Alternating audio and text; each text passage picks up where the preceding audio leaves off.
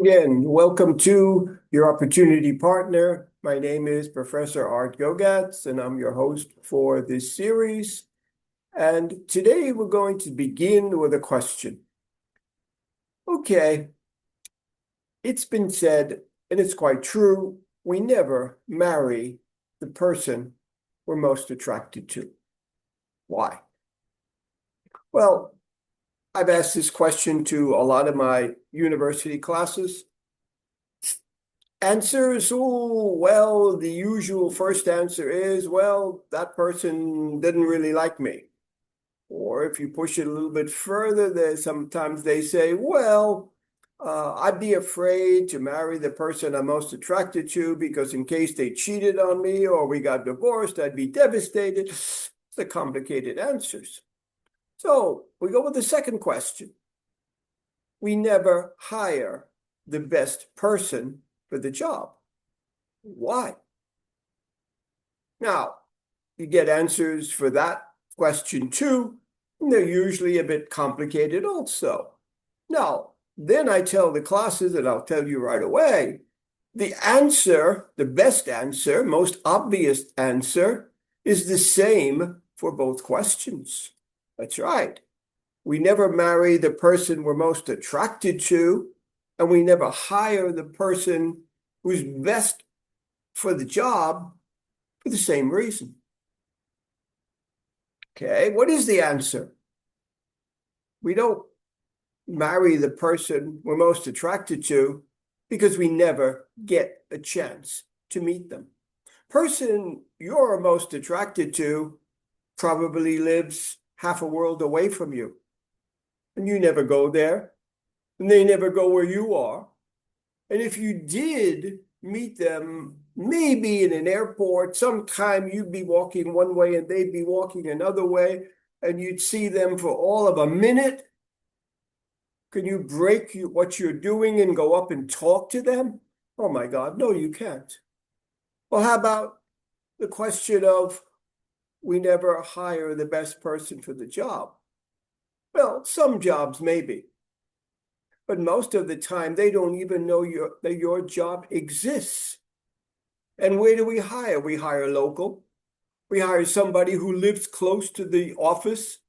Okay, yeah, remote, but that's being now into hybrid and phased out. And still, we don't recruit globally. Yeah, you can do that for professional sports people, maybe, but not for normal jobs. So the best person for you doesn't know about the job, and you wouldn't bring them in because you want to hire a local person. So it leads us to another good question. How do you meet people? Well, before we go into the answer of that, if you find this video useful and interesting, and also this series, please subscribe. Subscriptions really do help new channels. So please like the video if you can, but more important, subscribe, leave a comment. You can also email me and I'll get right back to you on it. Okay, question. How do you meet people? You happen to work together. You happen to be in the same class. You happen to be at the same party. You happen to know somebody who knows somebody, which means you get introduced. You meet people by accident. So think about your partner. You choose your partner amongst the few people who you really like and they really like you, and you're both available at the same time, in the same place. That's not a lot of people. What's that mean? We choose the most important person in our lives, our life partner, from amongst very few people. We hire very few people, same way. Why? How do you hire? Well, somebody who works at the company knows somebody who, oh, okay, we'll send them in for an interview. Referrals. How many people do you interview? You don't interview hundreds usually. A big company might, but most of the time we don't. Even if we hundreds, it's not that much. Oh, now, how do you meet people again? You meet them by accident. Why? Well, how do we meet people? Well, we meet people because we live in a very small, confined world. And we don't go out and look for people. Okay. People are the greatest source of opportunities for you, for everyone. Why? Everything comes through people. Think about it. People are the source of all joy, all pain, all information, learning, and also opportunity. Every person you meet is an opportunity. Now, I'm not saying you can use them. It's not in a negative sense, but every person you meet is an opportunity. Why? Because they will introduce you to their world, their orbit, their knowledge. That's what you need. Every person you meet expands your world. And we've said, or I've said in this channel, in previous videos, the key to having opportunities is to make your world bigger. The smaller it is, the more you stay with the same people in the same places, in the same mindset, then you get the same opportunities, which are not very many. So people are really the source of all your opportunities. They're the ones who are going to give you experience, learning, and sometimes even, oh, I need somebody to help me with this, or sometimes directly, but a lot of the times it's indirectly. Okay, question. Make a list of the people you're afraid of. Go and make a list. Now, I do this exercise often with my classes, and list, not very long. Most people have only a few names on the list. Who is on the list? What are these names? Usually, they're people you don't know. People who, the mugger you might meet tonight, maybe the terrorist, the rapist, maybe a famous person. But usually they're people you don't know. Well, statistically, you have more chances of being killed by someone you know than by someone you don't know. But usually, in fact, the person, and this is research, the person who you should be the most afraid of is your partner. Why?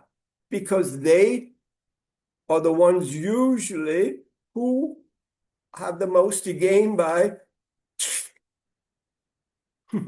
But when we go to sleep at night, we don't say, oh, please God, don't let her or him kill me tonight. So what does this mean? It means we're afraid of them. Well, who is them?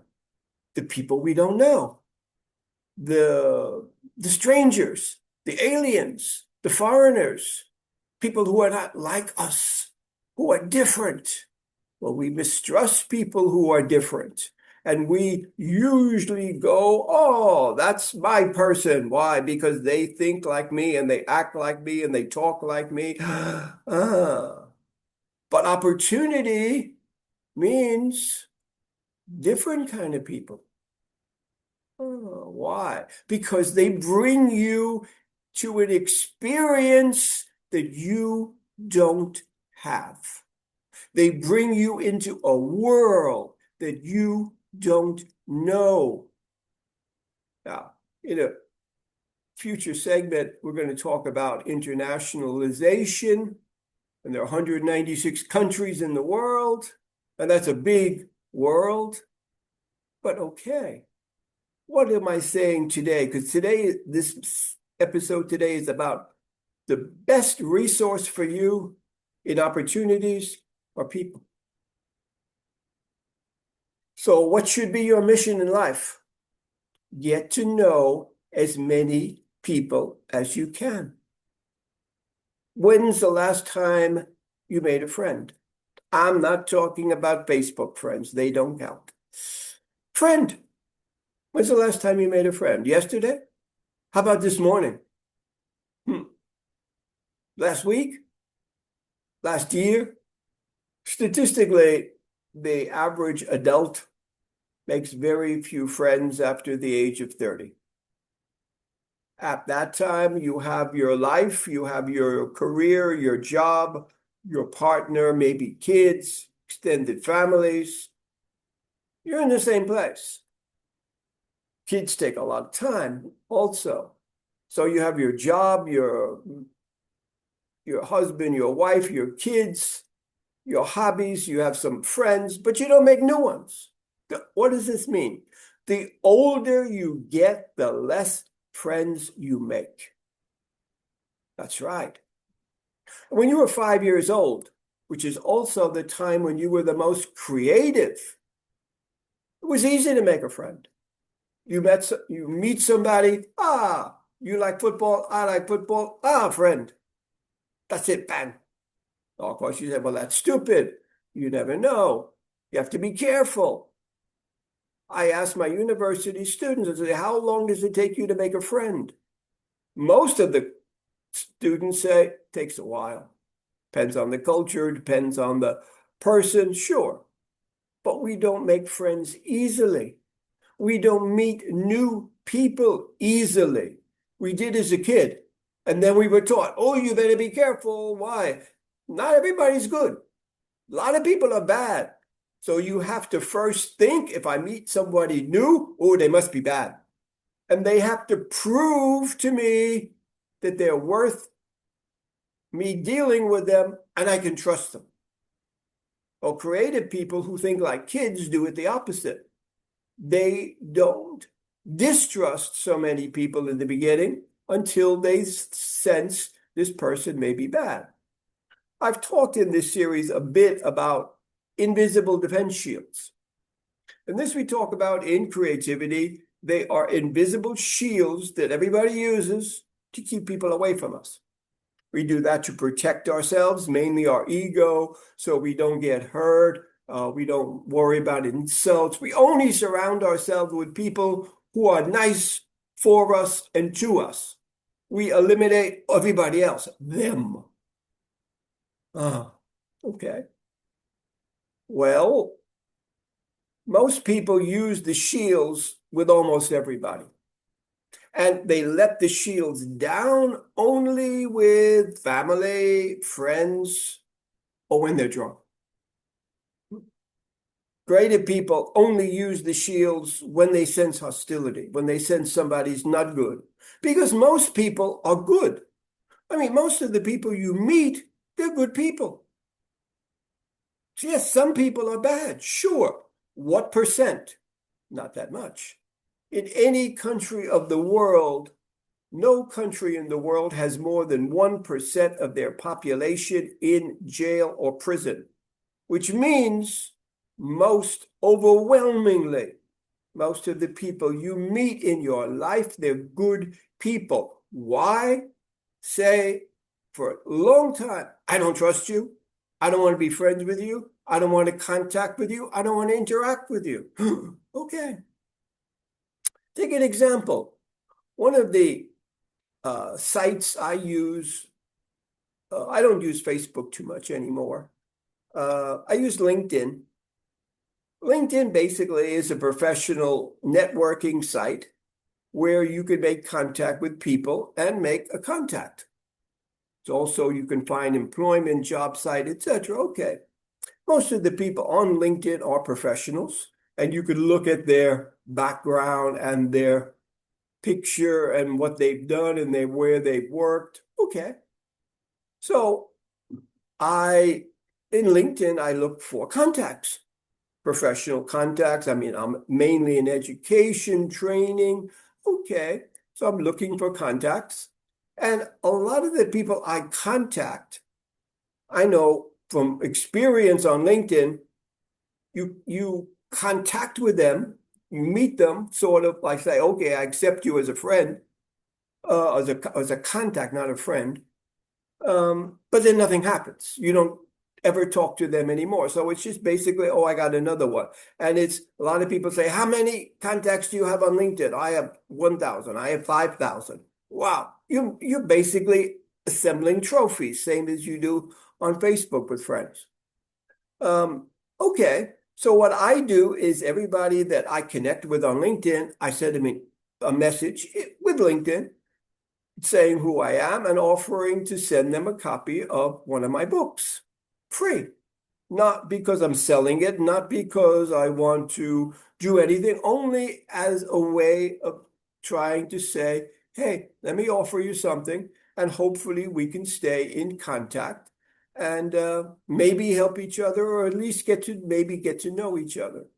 Most of the people, and these are people who we've already contacted, don't reply to my offer for the book. It's a free book. Free. Just send it to you by digital. Send it to you by email, or you can just download it through LinkedIn. There's no difficulty. There's no obligation. There's no problem. Most of the people, no. Even the ones who do accept the book, and I send it to them, and I say, give me some feedback maybe about the book. If you have any questions, let me know. I never hear back. 0. Oh, yeah, okay, 1 out of 50 gives me something. But not really. Why? They are not ready to make even a professional friend. I don't say a friend, a professional friend, just somebody who they met through their professional context. I mean, think about it. You go to a seminar and there's a lot of people there. You give your cards, or now then not that much cards, but you make, and then you go home. How many do you stay in touch with? Nobody. Nobody. I have lots of students. I've taught for a long time. Most of my friends are my former students. Why? Because they're nice people. Some of them I've known for 20, 30 years. They're nice people.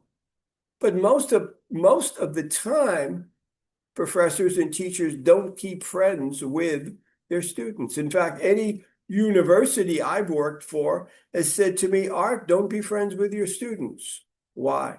Because the university doesn't want a complaint that you gave a student a good grades because you like them. So the university is trying to protect themselves. So the university tells you, don't be friends with your students because it's in their interest. They don't want a complaint. Companies tell you often, don't be friends with your colleagues. Some companies have regulations against dating within the company. The whole society is set up not to put you into contact with people, but to keep you apart. Yet, people are your biggest resource. Wow. Now, we're going to talk about this in a couple of future episodes. Why? Because this topic is really important. It's probably the most important topic in opportunities, and it's the one where we don't think it is. So thank you very much for today. I do appreciate it. Please remember to subscribe if you can, and hope to see you in a future episode. Thank you very much.